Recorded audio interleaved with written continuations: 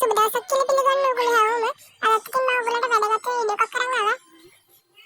ඉතින් ඔයගොල්ලෝ තාම මගේ channel එක subscribe කරලා නැත්නම් subscribe කරන්න. ඉතින් මම ඔයගොල්ලන්ට කියලා දෙන්න යන්නේ අද ඔයාලගේ තියෙන පින්තූර එක පාට වෙනස් කරන විදිය. මේකට පොඩි app එකක් ඔයගොල්ලෝ download කරගන්න ඕනේ. ඉතින් මෙන්න මේ විදිහට මේ app එක මම ඔයාලට පෙන්නනවා. මේ app එක download කරගත්තට පස්සේ ඔයගොල්ලෝ open කරගන්න.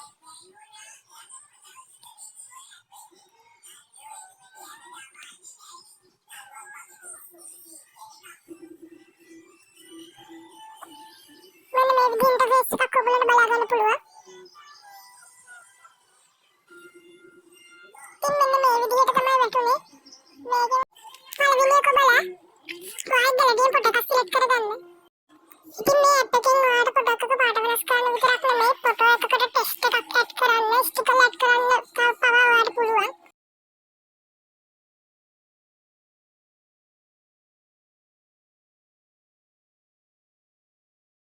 ඒවට පේනවාද මේ කෙරවලම තියෙන ටූල් කේ බටන් එකේ පොඩි ටච් කරනට පස්සේ මේ තුන්වෙනි දෙන ඔප්ෂන් එක වදින්න.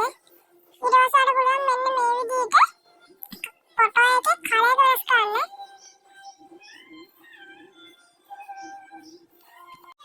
ඒ වගේ එකක් අපි තවත් කරලා බලමු.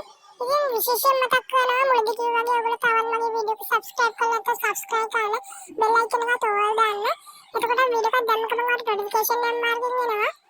මේ වගේ වීඩියෝ තව ගොඩක් කරන් ඉන්න බලාපොරොත්තු වෙනවා. ඉතින් like කරන්න, comment කරන්න, share කරන්න.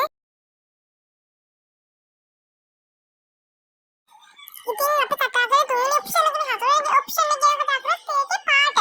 ඒකේ දැන් තියෙන ඔරිජිනල් පාට වෙන පාට කලර් එක වැඩි කරනවා අඩු කරන්න පුළුවන්. දැන් ඔයාලා හිතන්නකෝ රතු කියලා. ඒක තද රතු කරන්න, ලාල් රතු කරන්න ඒ ඔප්ෂන් එකට පුළුවන්. ඊට පස්සේ හදාගත්ත ෆොටෝ එක මේ විදිහට